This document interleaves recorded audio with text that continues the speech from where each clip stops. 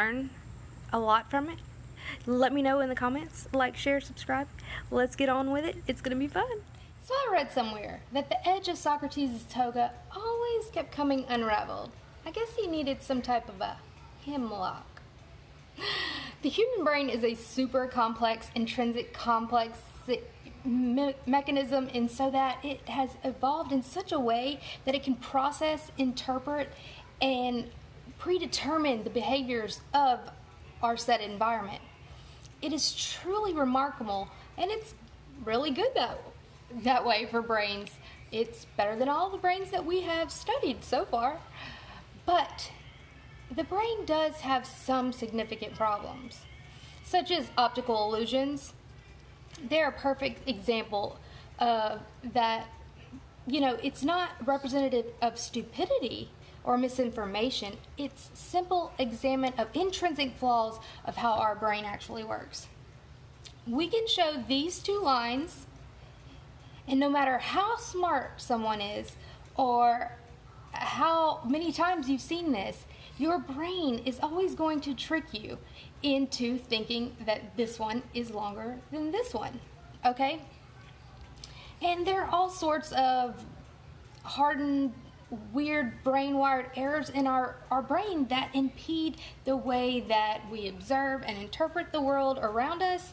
We have similar errors that impede our abilities, such as our senses, sight, touch, smell. But perhaps the most worrying is the way we obtain facts. The vulnerabilities and how our brains see information are called cognitive biases. Cognitive biases are like optical illusions of thought that take certain ideas intuitively and right even before, that beyond any doubt, even if we have all the evidence, it's going to show that the availability bias is a great way to show that our brains take things in an easier way. They remember things such as list and by the tree, you do different things. But if you, let's say if you were to ask someone to pick out a word randomly from a book, and would that word most likely begin with the letter K or have K as the third letter?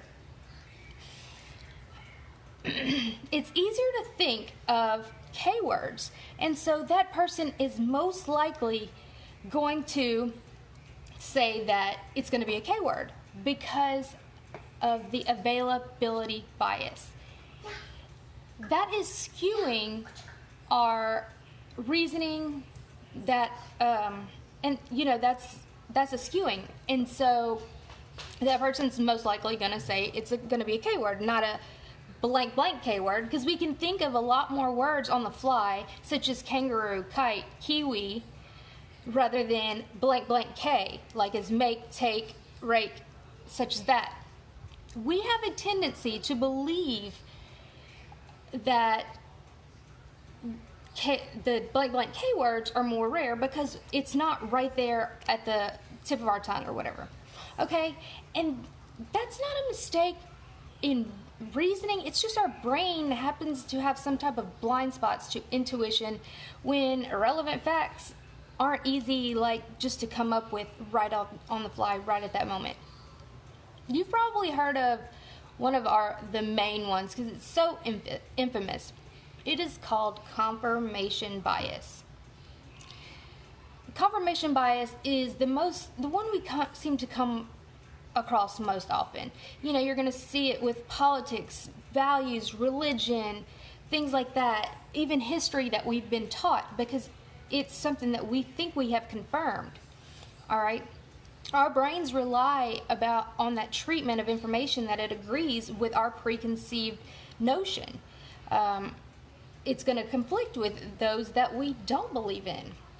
Even though we'd like to think that we make up our own mind, according to the evidence, before we have even heard somebody else's point of view on a topic or those facts, we're already going to have those preconceived notions in the back of our mind lingering that are going to make our judgment skewed. And, you know, if we're not cautious, it's so much easier to affect these biases. And you're going to see opinions as facts. Remember when I talked about opinions and facts? Okay, so let me give you a couple examples of some biases. So let's talk about September 11th. For some people that have never really looked into it, it is outlandish to even consider that it was an inside job. I came across this on Twitter just the other day. I said something and they were like, "Where's your proof?" And I'm like, I legitimately thought he was joking. Like, what do you mean? And, like, he had no idea. Like, and I didn't know what to do. I was like, whoa, this dude is serious. And I was just like, here, watch this video. But let's think of another thing, like President Trump. Okay, so he has so many supporters, and then he has so many not supporters. So even before they hear, you know, like the newest judge announcement or the newest bill that has been passed or whatever, people that are unsupportive of President Trump are automatically going to try to find something wrong with it. And people that support him are automatically going to support the bill or the judge or whatever. Okay, and that could be a bad thing. Kind of like with Syria. You know, President Trump did not, when he was campaigning, he didn't want us in Syria, wanted us out of Syria, thought it was a terrible idea to be there. He even tweeted about it. But then when he bombed them, we kind of all went silent, you know. So we all have these biases that, you know, we see positive, negative. Our brain is broken. But we can fix this brain, okay? And there's different ways to do that, but practicing is definitely one. But thinking about things in a different manner than we normally would. It takes a little bit of time and effort, but I'm going to teach you kind of a way to do that. All right, so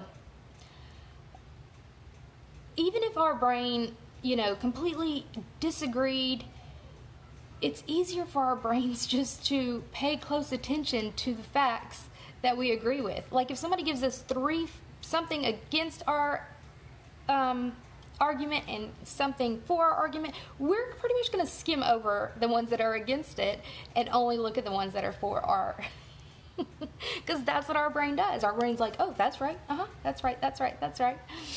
So our preconceived notions, thoughts can even, you know, affect certainty, something that's certain.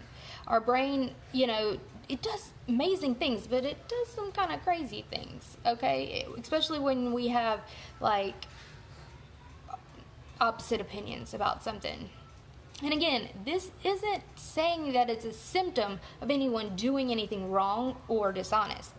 It just shows that we have broken brains and we need to deal with it. And it just is. So, like if you cast someone out for confirmation bias, it would be like, you know, calling them out for breathing. It's something that we cannot help, but we can try to fix it. Okay? So, and that really brings me to a certain thing, QAnon, and I'm going to bring that up later, but this definitely goes hand in hand with QAnon so much. All right? The problem is the things that we are first taught, whoever first got to our brain, which is usually our parents, our daycare teacher, our first grade teacher, whatever, whoever got to our brains first are going to be the ones that are going to sway how we handle confirmation bias. And I think that's why, you know, the elitists and stuff have been in our school books and been in all of that stuff, changing history, the strategic way that about breaking up the family, all of these things, because normally you would, throughout your life, go with your family values and things like that. It's even written in, like, the New World Order Illuminati book. I have a copy somewhere. I will see if I can get that in here. I know how, yeah, I have a screenshot of it or something. I don't have the book. But anyway, anything that, is just going to go against whatever you're saying it's hard for anybody. People think that it's automatically an argument or it's a debate or, oh my gosh, what's going to happen? And it's like, to learn from each other, we have to communicate. We have to, well, why do you feel that way? But I'm going to teach you something a little bit better than what, asking somebody, why do you feel that way, is a good way. But there's a few different ways that you can go about it. And my favorite way is the Socratic method. I know many people have probably heard of the Socratic method and they think QAnon is using the Socratic method, when in fact, he's not really. In the beginning, there were some parts of what he was doing which I would consider the Socratic method, and I did like that. The first four, the first four posts where it was really long. If you've read through all the QAnon posts, it was the first like four, and they were very long, and there was no bias. It didn't seem like, it was just question, and that was it. Okay, but what it has come to now is just a hot mess of puzzleness. But this is about anything. This is not just about QAnon. This is, if you want to help awaken people, you should learn how to do this, because you can even, you might end up being wrong in the end, but this is a really good method to get people to see your way of thinking by making them feel like it's their way of thinking. That's the best way, because when they think it's their idea, then they're like, I'm a genius, I figured it out. And that's just, it is what it is. Okay, so, let me see. Alright, but we can fix these brains with a little practice, and it's very doable. Fortunately, there is a 2,000-year-old method that we can use to fix this kind of broken brains and get it more into an active state of analysis, something slightly less close-minded. Alright, it's called the Socratic method. Socrates was an ex-soldier in ancient Greece with a butterface and a knack for pissing people off, like somebody I know. There was no person, Ochner once claimed that there was no one wiser than he. But that was very odd, because he claimed that he didn't know anything. That's a fairly common thing to hear, because we are oversaturated with people who always claim to have the knowledge of everything. These assertions by people on the news and politicians, YouTube, that seem to have absolute certainty about a particular topic, the weather, what's going on with everything, the World Series, dishwasher detergent. It's, that's just, we have it all around us. Who's going to have the best economic plan that will result in, all of us being prosperous forever. But in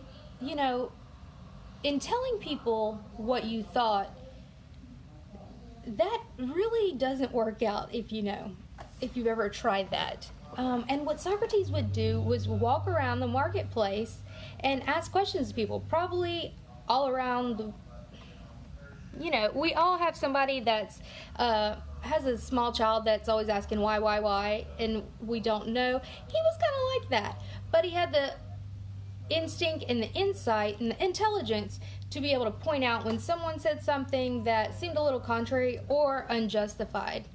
Just, fundamentally the bias of the basis of the Socratic method is the process of filling the gaps of those theories that many of us were unassailable at the time. It's an easy thing to learn, really. We're going to start fixing our brains. I'm going to give you an awesome example. All right, let's say that someone said the Houston Astros were going to win the World Series. This is what you're going to ask them. You're going to ask them something that's going to get deeper into that question. So, something that's kind of going to clarify what they really mean by this. So you want more strength and it to be, to be able to hold on its own. So you'd ask them, how do you know the Astros will win the World Series? Easy enough, right?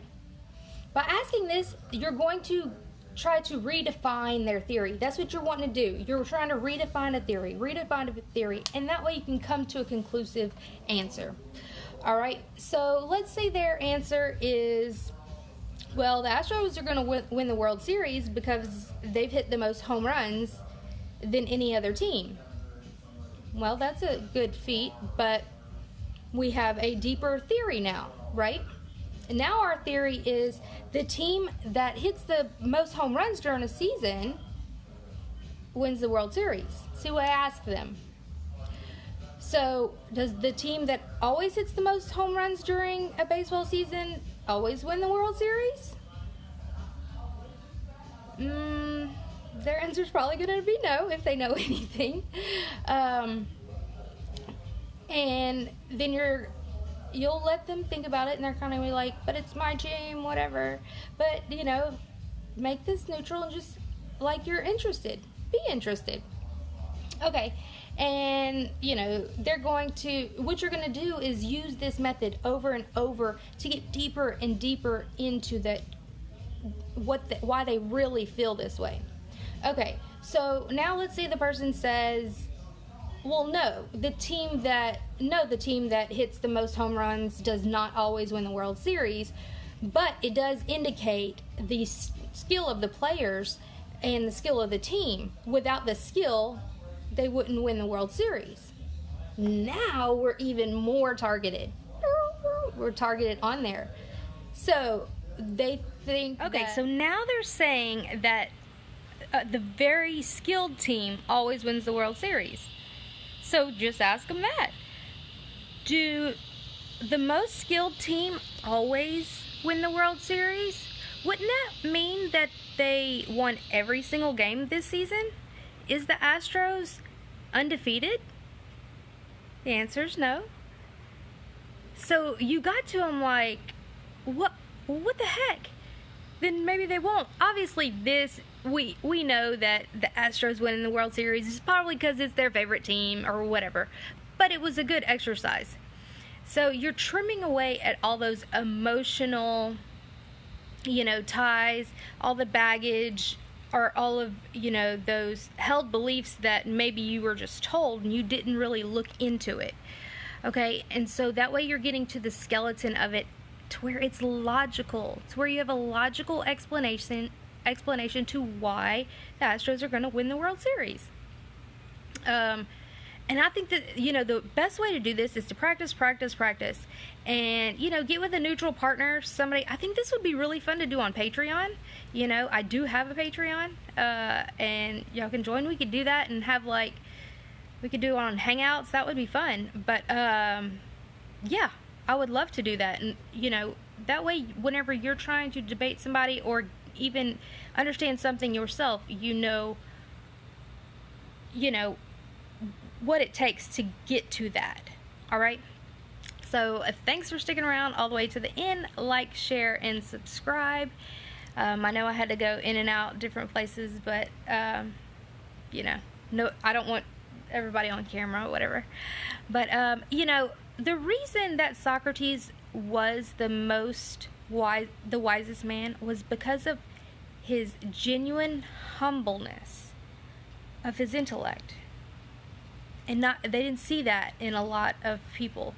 And the hemlock joke from the beginning, he was actually poisoned by hemlock, whatever. But in the Roman days, whatever, I don't know. Anyway, you just want to chip away at that and get to the core of it. But if you would like to help support my channel, you can like, share, and subscribe, of course. But all the links are in my description. If you have any questions, don't hesitate to ask. Y'all have a wonderful night. and I will see y'all soon. Bye, guys.